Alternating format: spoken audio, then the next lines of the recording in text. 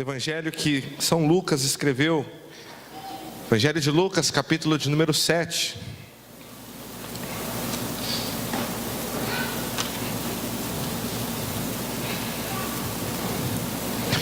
Assim que você achar o capítulo 7, eu quero que você dê um glória a Deus para eu saber que você achou, amém? Tudo bem, entendi. Todos estão me ouvindo? Pessoal do fundão, está me ouvindo? Glória a Deus. Lucas capítulo 7 e versículo de número 36. Todos acharam? Glória a Deus. Vamos ler Lucas 7, capítulo 7, versículo 36. Acompanhe comigo que a gente vai fazer uma leitura um pouquinho extensa, tá bom? Versículo 36. Um dos fariseus convidou Jesus para jantar. Jesus foi à casa dele e tomou lugar à mesa. Quando uma mulher daquela cidade, uma pecadora, soube que ele estava jantando ali, trouxe um frasco de alabastro contendo um perfume caro. Em seguida, ajoelhou-se aos pés de Jesus, chorando. As lágrimas caíram sobre os pés dele e ela o secou com o seu cabelo. E continuou a beijá-los e a derramar perfume sobre eles. Versículo 39. Quando o fariseu que havia convidado Jesus viu isso, disse consigo: se esse homem fosse profeta, saberia que tipo de mulher está tocando nele. Ela é uma pecadora. Jesus disse ao fariseu: Simão, tenho algo a lhe dizer. Diga, mestre, respondeu Simão. Então Jesus lhe contou a seguinte história, a seguinte parábola. Um homem emprestou dinheiro a duas pessoas, 500 moedas de prata a uma e 50 a outra. Como nenhum dos devedores conseguiu lhe pagar, ele generosamente perdoou ambos e cancelou suas dívidas. Qual deles o amou mais depois disso? 43. Simão respondeu: suponho que aquele de quem ele perdoou a dívida maior. E Jesus disse: você está certo. 44. Então voltou-se para a mulher e disse a Simão: veja essa mulher ajoelhada aqui. Quando eu entrei em sua casa, você não me ofereceu água para lavar os pés, mas ela os lavou com suas lágrimas e secou com seus cabelos. Você não me cumprimentou com um beijo, mas desde a hora que eu entrei, ela não parou de beijar os meus pés. Você não me ofereceu óleo para ungir a minha cabeça, mas ela ungiu os meus pés com um perfume raro. 47. Eu lhe digo, os pecados dela, que são muitos, foram perdoados, e por isso ela demonstrou muito amor por mim. Mas a pessoa a quem pouco foi perdoada demonstra pouco amor. Então disse Jesus à mulher: seus pecados estão perdoados. No versículo 49, os homens que estavam à mesa diziam entre si: quem é esse que anda perdoando pecados? No versículo 50, Jesus disse à mulher: sua fé te salvou, vá em paz. Feche seus olhos. Senhor Deus e Pai, te agradeço, ó Deus, por esse rico privilégio de nós estarmos na sua casa, na sua presença. Obrigado, Senhor, porque até aqui o Senhor tem nos sustentado, tem nos ajudado. Te agradecemos, ó Deus, porque se não for o Senhor, onde nós estaríamos? Estamos definitivamente no melhor lugar que poderíamos estar em um domingo à noite, na sua casa, na sua presença. Repreenda, Senhor, todo o mal, tudo aquilo que Satanás tenha planejado, ó Deus, para que as pessoas não ouçam a tua palavra. Encontre em nosso coração, ó Deus, terra fértil, para que a tua palavra venha, Pai, frutificar e venha dar muitos frutos para o teu reino. Fala com teu povo, que diminua eu. Deus, eu não quero te atrapalhar essa noite, então que o Senhor possa usar a minha vida, ó Deus, para comunicar a tua palavra, a tua igreja, em nome de Jesus, amém e graças a Deus. Pode tomar o teu assento. Aleluia.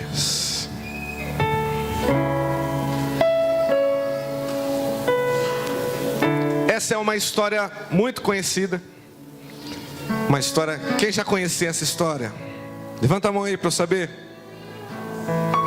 História da mulher que chorou aos pés de Jesus, secou com os seus cabelos e ainda ungiu os pés de Jesus com um perfume raro, um perfume caro. A gente não pode misturar essa história com uma outra história muito parecida contida nos outros evangelhos. né? Se nós formos em Mateus 26, Marcos 14, João 12, por aí, nós vemos a história de uma outra mulher, uma tal de Maria, que também fez o mesmo gesto, que fez a mesma coisa.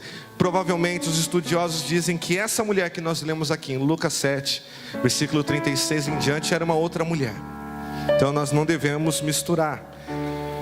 Essa história mostra que Jesus ele não fazia acepção nenhuma de pessoas. Porque no versículo 34, quer ver se está com a Bíblia aberta? Fica com a Bíblia aberta aí, pelo amor de Deus, não fecha não. A gente está aqui na igreja, tem que deixar a Bíblia aberta, fica fácil.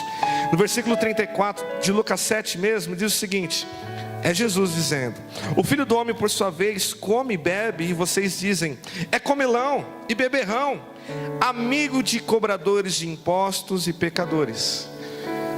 Quando eu digo que Jesus não fazia acepção de pessoas, ele não somente se assentava à mesa de pecadores, Jesus não somente se assentava à mesa de cobradores de impostos, que naquela época eram pessoas desprezíveis para os judeus, eram pessoas que traíram o próprio movimento judaico, a própria nação de Israel, eram judeus que cobravam de judeus. E ele também não se sentava, ele não somente mantinha relações, mantinha conversas com pessoas que talvez estavam à margem da sociedade. Jesus também, ele comia na mesa de fariseus, pessoas que eram bem recomendadas naquela época, que eram bem vistas. Então no versículo 36, quando nós começamos aqui, nós vemos um convite que um fariseu faz a Jesus. Um convite desse fariseu é: Jesus, venha cear na minha casa. Jesus, entre na minha casa e que o Senhor também possa partilhar conosco o que o Senhor está falando, o que o Senhor está pregando por aí. Com certeza esse homem, a Bíblia não nos dá muitas informações, porém para ele fazer um banquete, ele tinha certas condições financeiras. Se nós olharmos lá no penúltimo versículo que nós lemos, o versículo 49 diz que os homens que estavam à mesa diziam entre si. Ou seja, não estava somente Jesus e esse fariseu, era provavelmente um banquete muito grande. Eles faziam isso, é de praxe. Nós vemos em alguns outros pontos do Novo Testamento que os judeus tinham isso dentro de si. Eles faziam grandes festas, o casamento dura pra caramba, né? As festas mesmo que Deus estipula são festas longas. E esse homem, então, a gente pode tirar que ele era fariseu, primeira coisa, que ele estava dando um banquete, então possivelmente ele tinha poder aquisitivo, ele tinha dinheiro, money, din-din, cash. E nós também sabemos que o nome desse homem era Simão. Os fariseus na época eram um movimento, era um partido de pessoas que estavam disputando, ou então estavam no poder de Israel na época de Jesus. Flávio Josefo, historiador, ele diz que nos tempos de Jesus existiam mais ou menos 6.000 fariseus. E Alex, quem eram os fariseus? Eles surgiram logo após os primeiros relatos dos fariseus, desse partido, desse movimento. Surge após a revolta de Judas Macabeu contra o Império Sírio que tinha dominado Israel. Então Israel consegue de volta o seu domínio, o seu poderio como nação livre. Porém os macabeus acabam fazendo uma bagunça geral, e os macabeus acabam tomando o poder de Israel, não somente de Israel, mas mesmo não sendo da linhagem de Arão, eles tomam todos os ofícios sacerdotais do templo. Então uma resposta opositora a isso é criado o grupo dos fariseus, criado das classes operárias. Eram pessoas que tinham um zelo rigoroso pela palavra de Deus. Um dos fariseus que nós temos assim mais informações é Paulo. Paulo era fariseu, ele não cansava de falar: eu sou fariseu. Fariseu era uma pessoa que zelava tanto pela lei e fazia e ajudava as pessoas a também zelarem. Eles tinham mais ou menos 600 leis e eles tentavam cumprir todas elas. Se nós olharmos por esse lado, nós não podemos generalizar todos os fariseus da época de Jesus como pessoas más, como pessoas malignas. É certo sim que tem fariseus, justamente quando Jesus ele lê ali Isaías 64, se eu não me engano, na sinagoga, ele fala: olha, cumpre-se hoje essa profecia, o Espírito do Senhor está sobre mim, pois me ungiu para proclamar as boas novas aos pobres, espírito e tudo mais. Diz a palavra que os fariseus tentaram lançar Jesus do precipício.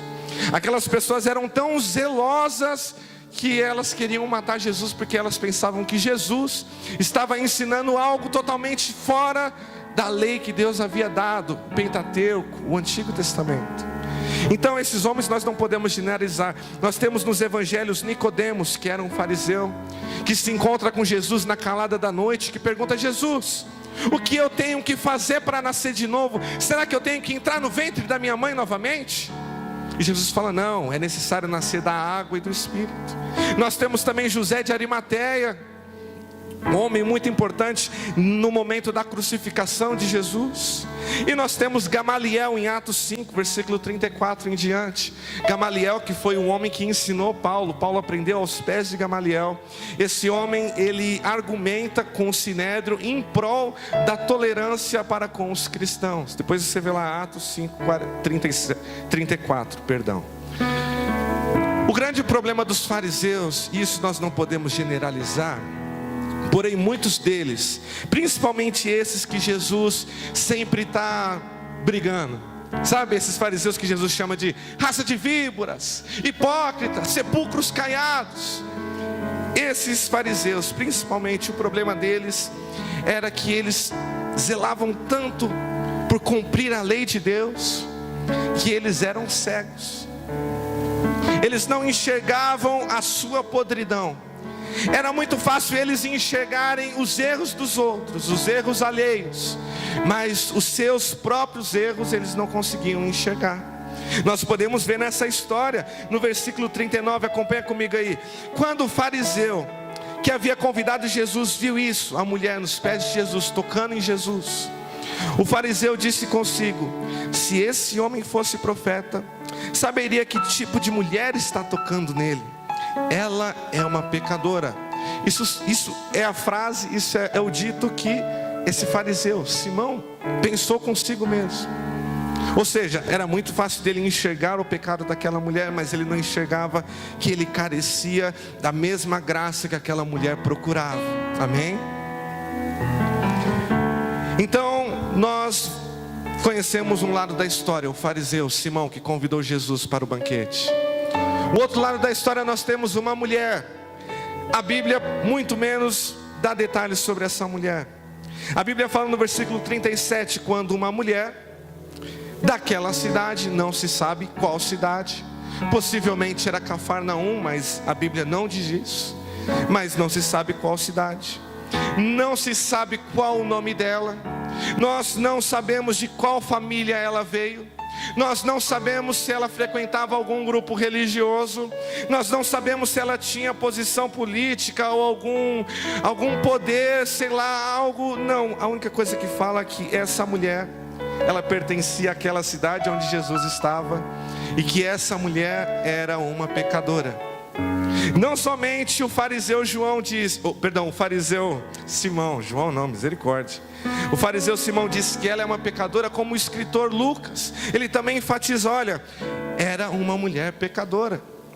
Possivelmente historiadores dizem que esse termo pecadora para essa mulher é justamente um termo mais ameno, para não falar que ela era uma meretriz, uma prostituta.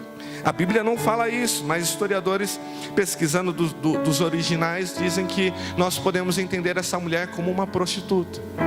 Então nós temos um homem que zelava demais pela lei, Simão de um lado, fariseu, que lutava e que ensinava as pessoas a obedecer às leis de Deus.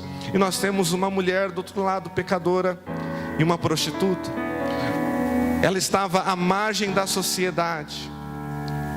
Mulheres assim não eram bem vistas, elas eram tidas como impuras.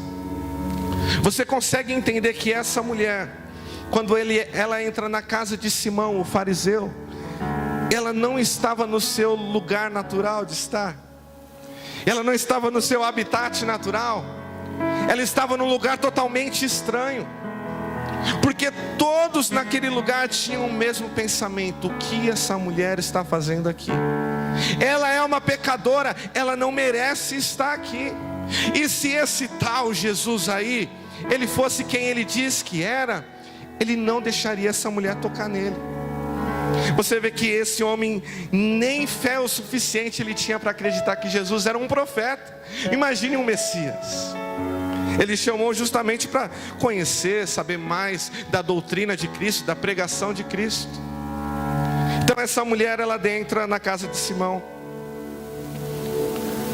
talvez cabisbaixa, talvez ela tentou entrar por ali meio escondida, mas ela chama a atenção, porque Jesus está à mesa, e ela se lança aos pés de Jesus.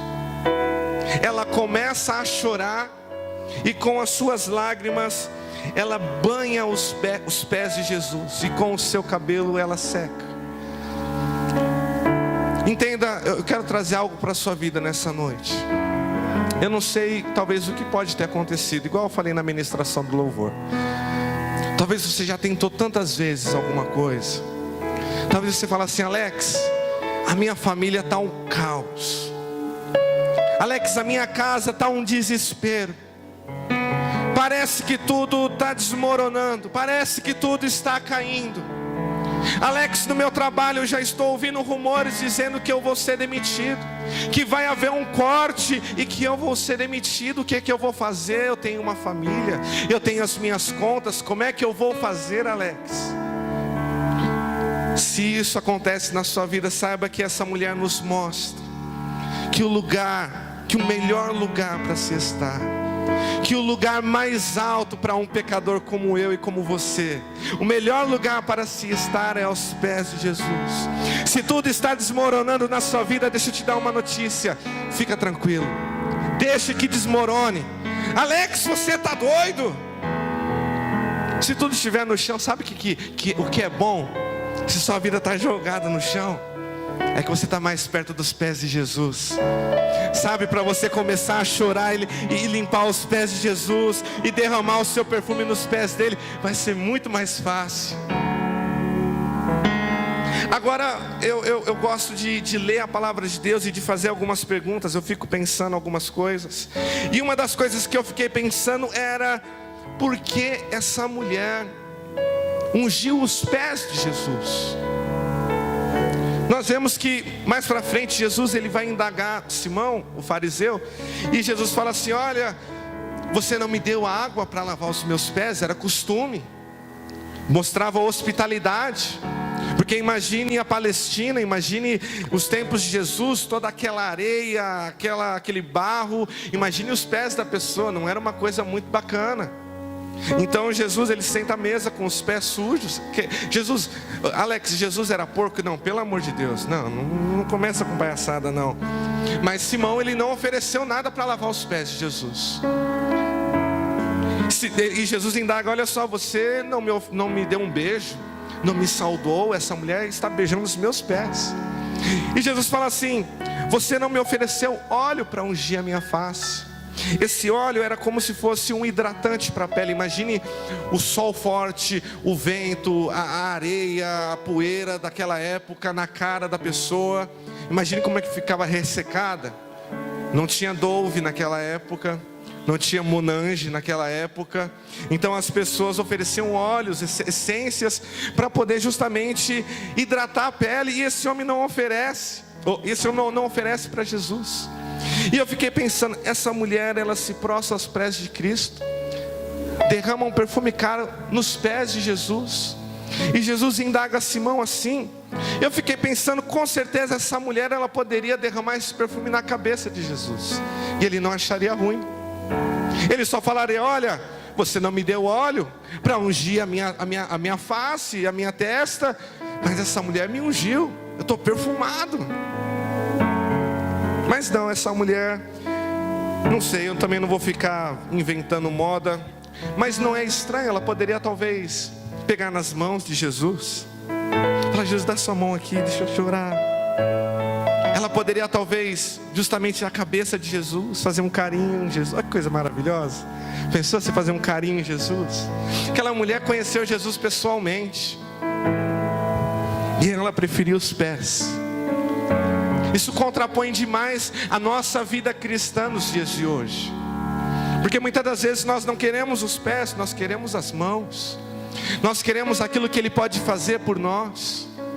Nós queremos aquilo que Ele pode mover, aquilo que Ele pode criar, aquilo que Ele pode fazer surgir do nada. aquela mulher só queria os pés. Ela entendeu que ela não precisava de mais nada do que isso. Tendo os pés de Jesus, ela já estava no melhor lugar da vida dela. Imagine uma prostituta, imagine quantas camas talvez ela teve passado, quantas coisas ela teve que aguentar, tantas coisas ela sofreu, ela viveu. Aquele lugar era o melhor lugar do mundo que ela estava.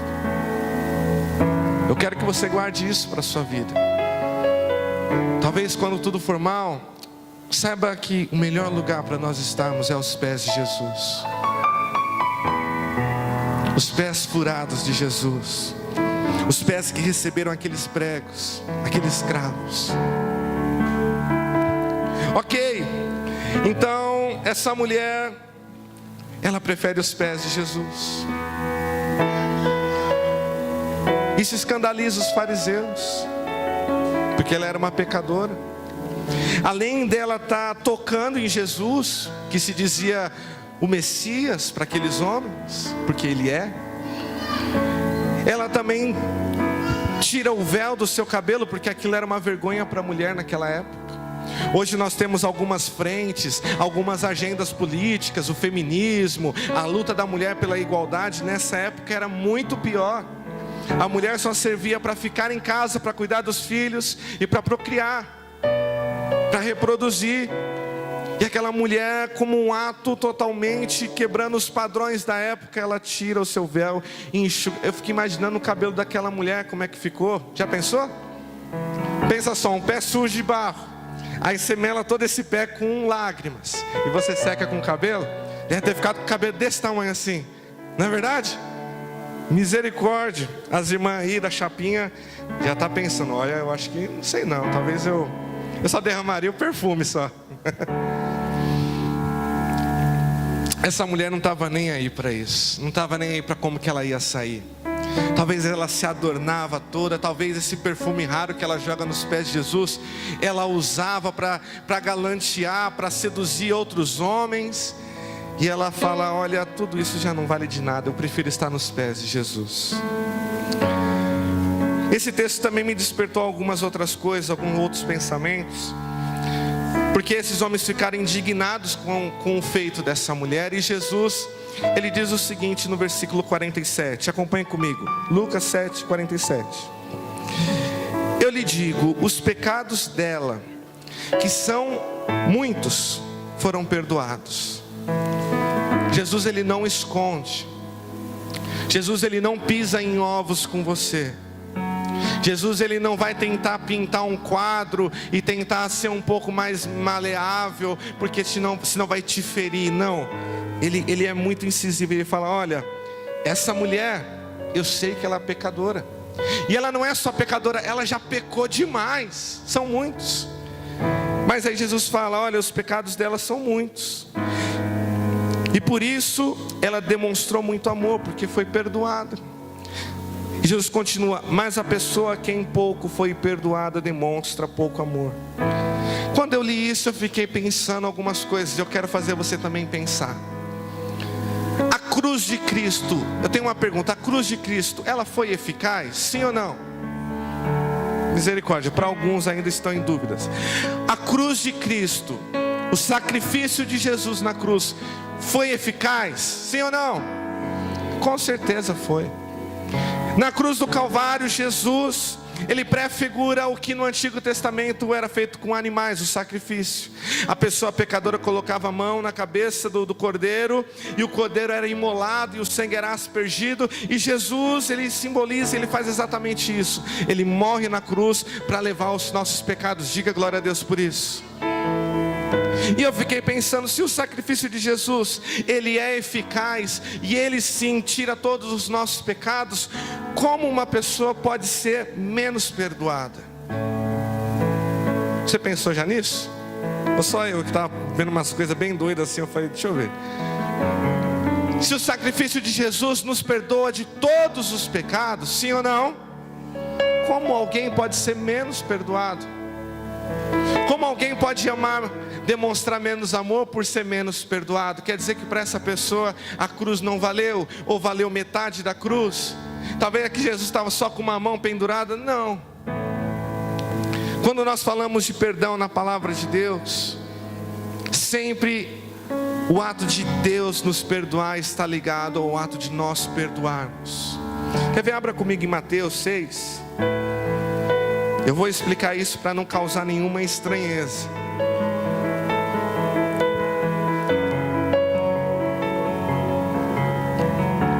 Mateus capítulo 6.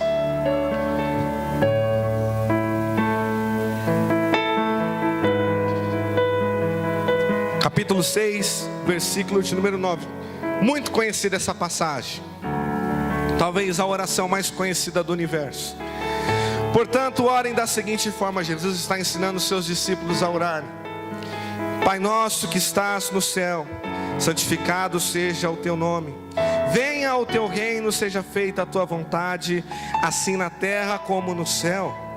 Dá-nos hoje o pão para esse dia e perdoa nossas dívidas ou os nossos pecados, assim como perdoamos os nossos devedores. E não nos deixes cair em tentação, mas livra-nos do mal, pois teu é o reino, o poder e a glória para sempre. Amém. Olha o versículo 14. Seu Pai que estás no céu, seu Pai celestial, os perdoará se perdoarem aqueles que pecam contra vocês. Mas, esse mais sempre tem alguma coisinha, né? Quando a gente ouve esse mas se vocês se recusarem a perdoar os outros, seu Pai não perdoará os seus pecados. É tenso isso, é ou não é? É ou não é tenso? Sim ou não? Se nós entendermos errado isso, vai fazer uma confusão na sua mente. Então eu quero te explicar, então preste atenção. A obra salvífica de Cristo sempre dependeu de Deus, de ninguém menos. O homem não tem nada que faz para ajudar a Deus no momento da crucificação para se salvar. Aquele homem, o fariseu, voltando para a história daquela mulher, a pecadora, Jesus ele conta uma história e fala assim: olha, a um foi emprestado 500 e a outro foi emprestado 50 e os dois não tinham condições de pagar. Jesus fala: olha, tanto você fariseu, que talvez pecou muito menos que essa mulher, você está no mesmo patamar, no mesmo nível. Vocês não têm condições de pagar pelos seus pecados. A afronta, o pecado é como se fosse um saldo negativo na nossa conta. E nós não teríamos como fazer alguma coisa para ajudar a Deus. É por isso que o apóstolo fala que a fé é o que nos salva, que nos justifica, não são as obras. Não é se você sobe uma escadaria de joelhos, não é se você faz uma peregrinação, não é se você faz uma promessa, nada disso pode te salvar. O homem, ele não tem esse poder. A salvação pertence exclusivamente a Deus. É trabalho de Deus do começo até o final. É Deus que opera em todas as eras, em todas as épocas, até a morte de Cristo, até os nossos dias onde nós somos aperfeiçoados nele. O homem não faz nada. E aí vem essa pergunta: mas espera aí, Alex, se eu não sou perdoado, então o meu lugar não é com Deus. Quem concorda? Quem tem pecado vai estar nos céus? Sim ou não? Quem está vivo aí, dá uma glória a Deus. Dá uma glória a Deus de quem está vivo mesmo. Quem tem pecado não vai estar nos céus. Então, se nós não somos perdoados, então nós não estaremos com Deus. Acompanhe o raciocínio.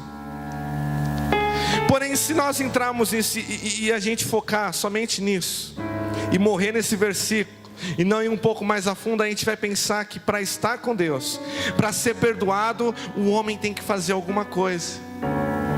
Você está entendendo até agora? Alex, está meio confuso, mas eu vou explicar um pouco mais. Abra comigo em Mateus 18. Alex, a Bíblia se contradiz? Não. Se a Bíblia fosse contraditória, se fosse uma coisa ali, outra coisa, a gente nem estaria aqui, era mais fácil a gente estar em casa. Para nós entendermos, o próprio Jesus nos conta uma parábola. E versículo de número 21, acompanhe comigo. Então Pedro se aproximou de Jesus e perguntou: Senhor, quantas vezes devo perdoar alguém que peca contra mim? 7 vezes? Deixa eu fazer um parênteses aqui. Rabinos na época acreditavam que somente 3 vezes já era razoável, já era bom. Se eu piso uma vez no pé do Júlio e ele me perdoa, tá beleza. Eu pisei outra vez, ele me perdoa, maravilha. Eu vou lá e pisar a 3ª vez e ele me perdoa, a cota dele já acabou. Se eu pisar a 4ª vez e ele quiser me dar um murro, tá tudo bem, tá tranquilo. Ele já me perdoou 3, a 4ª tá tranquilo. Pedro ainda é muito generoso, ele fala assim: olha, eu vou ser melhor que eles. 7 vezes tá bom? Se eu falar 7 vezes e uma pessoa me pecar contra mim 7 vezes e eu perdoar 7 vezes, tá bom, Jesus? Então Jesus responde: olha, não 7, mas 70 vezes 7. Esse número não tem nenhuma numerologia maluca, doida, somente é um número muito grande. Talvez no meio do caminho você ia perder a conta e ia falar: quer saber, deixa eu voltar lá do início. Então Jesus continua, versículo 23, acompanhe comigo. Essa parábola é incrível. Portanto, o reino dos céus pode ser comparado a um senhor que decidiu pôr em dia as contas com os servos que lhe deviam. Esse Senhor é o nosso Deus, amém? Vamos continuar aqui, versículo 24. No decorrer do processo, trouxeram diante dele um servo que lhe devia 60 milhões de moedas. Mais uma pausa aqui. Jesus, ele utiliza um valor totalmente inimaginável para a época. 60 milhões de moedas, ou 10 mil denários, talentos, perdão, 10 mil talentos, é a mesma coisa que 35 mil quilos de prata. Você consegue ter uma ideia do que é isso? 35 mil quilos. E Jesus fala: olha, um homem devia 35 mil quilos, 35 toneladas de prata. Era uma conta muito gigantesca. Era como se eu falasse para você assim: você sabe o que você faria com R$1 milhão? Tem gente que se perderia. Fala: olha, eu compraria uma casa para mim, para minha mãe, para meu pai, talvez o resto eu ia viajar. E se eu falasse para você 10 milhões? Aí você fala: nossa, eu acho que eu viro o Silvio Santos com aquela pistolinha e fico dando dinheiro assim: tenho muito aqui na minha conta. Era mais ou menos isso. Jesus usou um número totalmente gigantesco, porque nem as pessoas daquela época sonhavam com tanto dinheiro, não sabiam o que faria com tanto dinheiro. Mas esse servo pegou emprestado essas 35 toneladas, essas 60 milhões de moedas. E no versículo 25, vamos lá. Uma vez que o homem não tinha como pagar, é claro, o Senhor ordenou que ele, sua esposa, seus filhos e todos os bens dele fossem vendidos para quitar a dívida. No 26, o homem se curvou diante do Senhor e suplicou: por favor, tenha paciência comigo e eu pagarei tudo. E no 27, o Senhor teve compaixão dele, soltou-o e perdoou-lhe a dívida. Lembra que eu falei que esse Senhor dessa parábola, ele é Deus? Quem é esse servo? Levanta a mão assim, ó. Levanta a mão aí, tem vergonha não? Passou um suvacol aí para não derrubar a pessoa que está do seu lado? Então pode levantar a mão, é você mesmo. Você pode cantar que nem o Roberto Carlos: esse cara sou eu. Essa pessoa que devia muito, e quando o Senhor fosse cobrar a dívida, ela não teria como pagar, somos nós, eu e você. Se Deus, ele fala assim: olha, o sacrifício da cruz foi só para alguns, agora você vai ter que se virar para pagar a sua dívida comigo. A gente estava frito, estava lascado, porque a gente não ia conseguir. Então esse homem, ele se prostra diante do Senhor e fala: por favor, tenha paciência. Ele pede paciência e fala: olha, eu vou pagar tudo. Eu não sei de onde que esse cara estava pensando que ia arrumar dinheiro, mas ele não ia conseguir, porque o próprio Senhor que emprestou o dinheiro fala que teve compaixão, que soltou aquele homem e perdoou a dívida. Foi isso que Deus fez conosco na cruz do Calvário. Ele nos perdoou. Você e eu não fizemos nada para ser perdoados, amém? Eu estou explicando aquele negócio que eu falei que deu uma volta e talvez você ficou com a cabeça bagunçada. É Deus que faz tudo, é Ele que tem misericórdia de nós, é Ele que tem compaixão de nós, é Ele que perdoa as nossas dívidas, é Deus que primeiramente, antes de qualquer coisa que você possa fazer, é Ele que perdoa os seus pecados. Diga glória a Deus por isso. Ok, então nós somos perdoados primeiro por Jesus.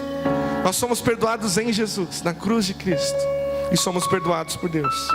Então vamos continuar a história no versículo 28. Mateus 18, 28. No entanto, quando o servo saiu da presença do Senhor, foi procurar outro servo que trabalhava com ele e que lhe devia 100 moedas de prata. 100 moedas de prata era mais ou menos um mês de trabalho. Era uma fração minúscula desses 60 milhões de moedas. É uma fração minúscula. Então Jesus, ele fala, olha, esse servo devia muito. Mas quando ele sai da presença do Senhor, ele encontra um amigo dele, que estava devendo muito pouco, coisa que não era nada praticamente pelo que ele devia. Vamos continuar no versículo 28. Devia 100 moedas de prata. Ele, esse homem que foi perdoado, agarrou o pescoço e exigiu que ele pagasse de imediato. Você lembra que esse homem, ele se prostra diante desse Senhor e fala assim: tenha paciência comigo. Somos nós. É muito mais fácil. A gente pede misericórdia de Deus, a gente pede graça de Deus, a gente pede o amor de Deus, mas é difícil de retribuir com as outras pessoas. Exatamente como esse homem, ele pede paciência por causa da dívida dele, mas ele não tem paciência em esperar que outro pague a dívida que está para ele ali, 100 moedas, 100 moedinhas só. E no versículo 29, o servo da mesma forma se curvou diante dele e suplicou: tenha paciência comigo, igualzinho que ele fez, e eu pagarei tudo. No versículo 30, o credor, porém, não estava disposto a esperar. Olha aí, impaciente, ansioso, mandou que o homem fosse lançado na prisão até que tivesse pago toda a dívida. Quando outros servos, companheiros dele, ouviram isso, ficaram muito tristes. Foram ao Senhor e lhe contaram tudo o que havia acontecido. Então o Senhor, que havia perdoado a dívida desse homem, então o Senhor, no versículo 32, chamou o homem cuja dívida ele havia perdoado e disse: servo mau, eu perdoei a sua imensa dívida, porque você me implorou. Acaso não deveria ter misericórdia do seu companheiro, como tive misericórdia de você? Irado, o Senhor mandou o homem à prisão para ser torturado até que lhe pagasse toda a dívida, 60 milhões de moedas de prata. E no versículo 35, assim também meu Pai, Jesus falando, o meu Pai Celestial fará com vocês, caso se recusem a perdoar de coração os seus irmãos. Agora a gente vamos arrematar para finalizar a mensagem. Nós temos o primeiro contato com Deus. Eu já falei isso diversas vezes aqui, é uma frase que eu amo. Agostinho de Hipona fala que o homem, ele dá um passo para Deus, mas Deus já está dando 3, 4, 5, 10 passos. Ele está vindo na nossa direção. Foi Deus que decidiu vir ao nosso encontro. Porque se fosse depender de mim, fosse depender de você, nós nunca conheceríamos a Deus. A gente estaria lá no carnaval, lá dançando com a mancha verde, e sei lá, pelo menos eles ganharam o carnaval, né? Não tem mundial, tô brincando, o irmão palmeirense ali. Outro palmeirense aqui tem que tomar cuidado com essas piadas. Vamos voltar. Mas se fosse depender da gente, nós não escolheríamos a Deus. Coube a Deus amar tanto o homem. João 3,16. Porque Deus amou o mundo de tal maneira que deu o seu Filho unigênito, para que todo aquele que nele crê não pereça, mas tenha vida. Tenha vida. Coube a Deus, partiu de Deus. Quando o homem peca, é Deus que vai até o homem e procura e fala: Adão, Eva, onde vocês estão? É Deus que também, ele profere uma profecia, ele profere uma promessa falando: olha, a serpente picará o calcanhar, mas virá alguém que pisará na cabeça da serpente. Não aconteceu que nem no carnaval. O diabo não ganhou de Jesus. Não houve essa luta. Isso é mentira, balela. coube a Deus, foi somente Deus, foi Deus que quis, foi Deus que se moveu, foi Deus que trabalhou, foi Deus que planejou, foi Deus que colocou o seu plano em prática, e foi o próprio Deus que morreu na cruz. E é esse Deus que nós conhecemos, e é essa misericórdia, e é essa graça que nos alcançou primeiro. Ele nos amou primeiro. 1 João fala que Ele nos amou primeiro, e por isso que nós amamos. Nós só amamos porque Deus nos amou primeiro. Nós somos alcançados primeiro por Ele, e nós somos perdoados na cruz do Calvário.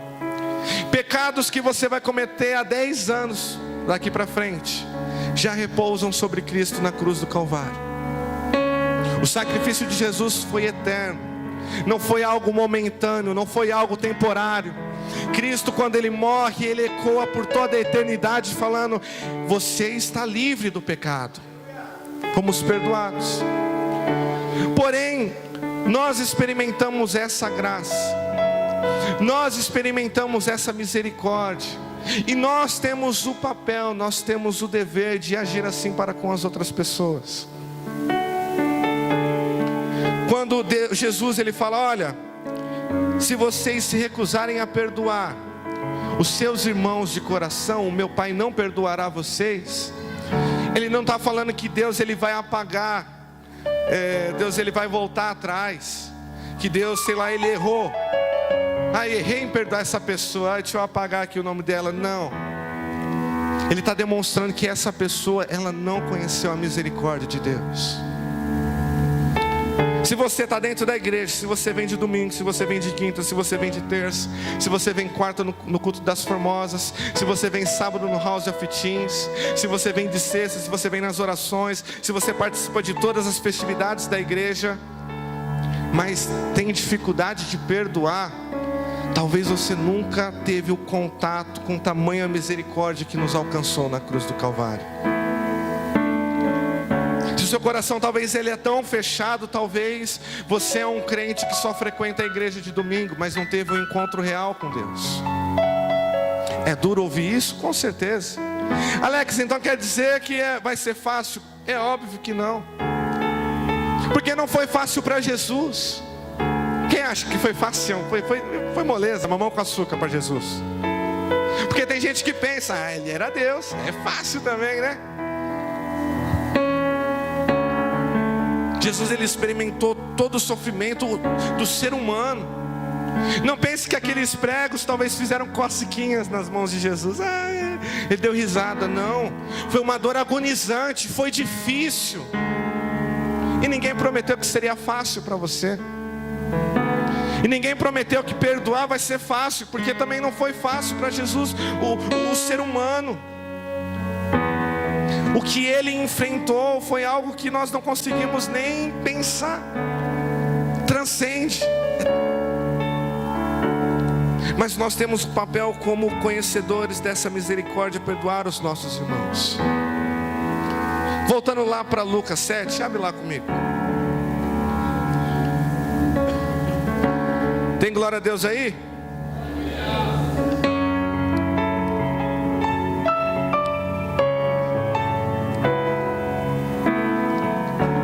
Lucas 7, no versículo 47. Novamente, o que nós lemos já no início. Eu lhe digo, os pecados dela, que são muitos, foram perdoados, e por isso ela demonstrou amor por mim. Entenda o seguinte. Obrigado, eu estou parecendo que eu estou na praia, né? Por isso que a camisa de piquenique aqui. Entenda uma coisa. O amor que essa mulher demonstra não é a causa dela ser perdoada, porque se fosse assim nós seríamos perdoados pelas nossas obras. O amor é o efeito dela ser perdoada. Essa mulher ela não demonstra amor porque ela está fazendo algo para Deus olhar para ela e ter dó. Ela demonstra amor porque ela sabe que foi perdoada. Sabe o que essa passagem me faz pensar? Que essa mulher enfrentou muitas coisas na vida dela. Não sejamos hipócritas. As prostitutas dos nossos dias, as pessoas que trabalham com sexo, vendendo sexo, por aí nas esquinas, nas zonas, nos prostíbulos, nos bordéis. Se você for fazer uma pesquisa, muitas dessas pessoas tiveram uma vida sofrida. Sofreram abuso na infância, tiveram uma vida desprezível e talvez encontraram na prostituição algo que eles acham que poxa, pelo menos é o que dá para viver, né? Pelo menos isso aqui traz sustento para minha casa, enfim. Eu entendo que essa mulher, ela deve ter sofrido bastante, porque a fama dela devia ser conhecida, porque Simão, o fariseu, fala: olha, ela é pecadora.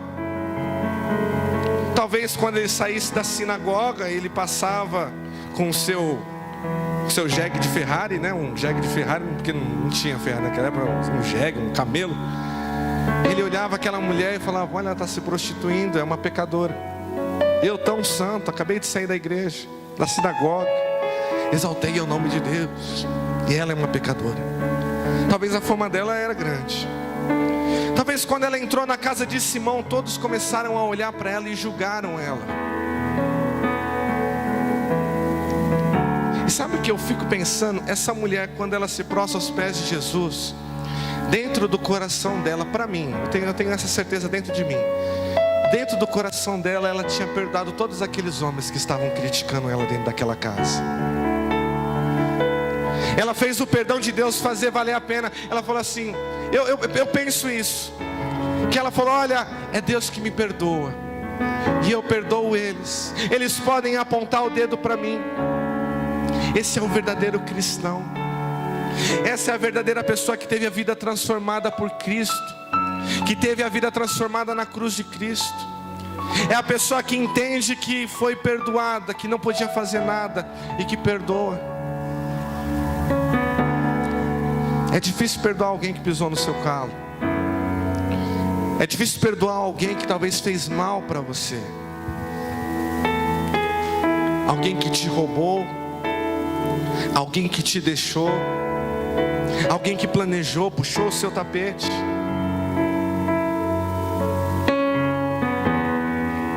Existem jovens que crescem com um sentimento tão pesado e tão sombrio dentro de si, porque o pai abandonou, a mãe não quis mais, deu para a avó, deu para o tio.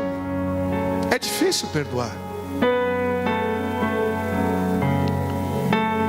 Mas o que Cristo fala para a gente nessa noite é que nós fomos alcançados por esse perdão, que foi duro, que foi trabalhoso, mas Ele nos amou tanto que Ele falou: olha, fica tranquilo, dívida paga. Não precisa mais, tá tranquilo. Cabe a mim, cabe a você ser a diferença nesse mundo. Se a luz não brilhar no meio da escuridão, para que ela vai servir? A pessoa posta lá status, posta mensagens falando do amor de Deus, mas está ressentida com alguma coisa que aconteceu lá no passado, com algo que a mãe falou lá no passado, com algo que o amigo falou lá no passado. O perdão quando ele é adquirido, são barreiras que são quebradas. A pessoa que não perdoa, ela fica presa ali. Já aconteceu com você? Alguém fez alguma coisa para você e você passa o dia todo pensando nisso? Quem já foi assaltado aqui? Tem alguém que já foi assaltado? Eu já fui. Fala a verdade, quando está no momento você fala assim, a gente está até conversando esses dias, eu e o Júlio. Quando você é assaltado, você, não, tudo bem, pode levar, leva, não, fica tranquilo, só deixa a vida, né? Mas quando o ladrão vai embora, você fala assim: eu não pensei, era só dar uma voadora aqui nele, dava um Horyuken, sei lá, girava no poder. A vez que eu fui assaltado, eu falei assim: nossa, não pensei, era... Se eu falasse, está repreendido em nome de Jesus, ele devolveu meu celular. Eu pensei isso.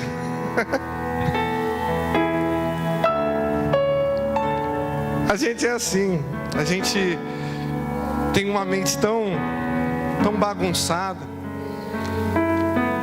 A pessoa fica se remoendo depois do assalto, sabe? Ah, se eu tivesse ido mais pro lado ali, aí eu empurrava ele caía na frente do ônibus, sei lá, aí a gente começa a viajar. Mas aí você fica o dia todo, a semana toda, aí você conversa com outros amigos e o amigo fala assim: ah, por que você não luta jiu-jitsu? Porque se lutasse jiu-jitsu você ia desarmar o cara, enfim. A pessoa fica com isso na cabeça, igual o perdão, a pessoa não perdoa e fica com isso. Ah, mas ela falou isso pra mim, deixa eu ver ela. Quando eu ver ela, ai, ai. Aí você começa a pensar, eu vou falar isso? Eu sou assim, eu sou meio doido. Eu vou falar isso. E se ela me falar isso, eu falo isso.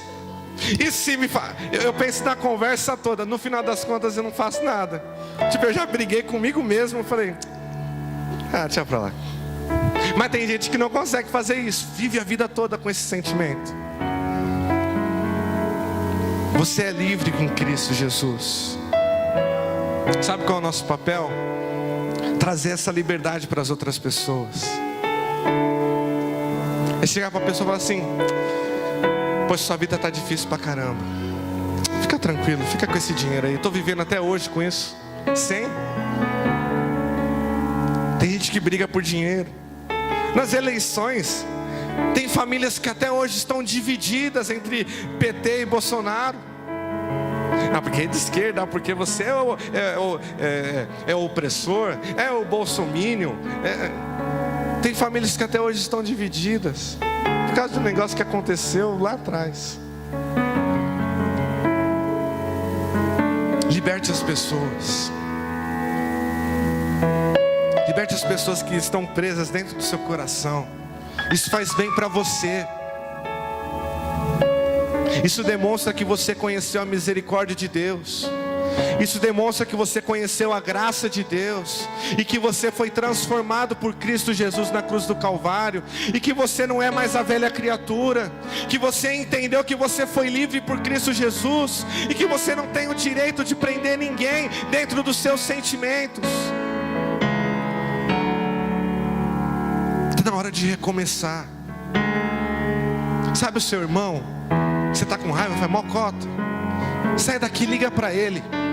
Fala: olha, mano, desculpa, olha, mas o que está acontecendo aí? Você está com câncer, vai morrer, está com... Não, eu saí da igreja, eu descobri que eu fui perdoado por Deus. Você quer saber como vai evangelizar sua família? Assim.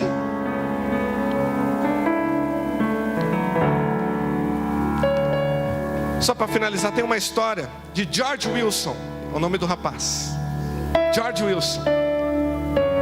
Opa, obrigado. 1830 era o ano.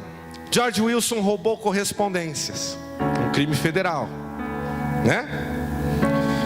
George Wilson roubou correspondências lá nos States, nos EUA. E ele foi condenado à forca. Porém, o presidente da época, que era Andrew Jackson, só nos inglês, né? Eu treinei para falar isso. Ele concede um indulto para o George Wilson. Fala: olha, você está perdoado. Não precisa mais da forca. E ele envia essa carta, esse indulto até George Wilson. Quando as autoridades, os policiais, foi até a prisão onde George Wilson estava esperando o seu dia de morrer, ele entrega para o George Wilson. George Wilson lê e fala: o indulto é um perdão presidencial. Ele fala: eu não quero. Eu não quero esse perdão. Eu vou morrer. E os policiais ficaram meio bagunçados das ideias. Peraí, e agora? O presidente falou para nós perdoar o cara e liberar. Mas ele quer morrer, ele não quer o perdão. O que vamos fazer? Então as autoridades foram até o presidente do Supremo Tribunal, que se chama John Marshall, só nos nomes. E ele escreveu o seguinte: um indulto é um pedaço de papel cujo valor é determinado pela aceitação da pessoa a ser perdoada. Caso seja recusado, não é indulto, não é perdão. George Wilson deve ser enforcado, deve ser morto. Quando você não perdoa, você demonstra que você não quer o perdão de Deus. Você fala assim: olha, valeu, prefiro a forca. Se coloca de pé no seu lugar. Perdoar é um reflexo de um coração arrependido e regenerado. É o que torna possível perdoar. É um coração quebrantado, contrito. Um coração que foi regenerado, que foi transformado.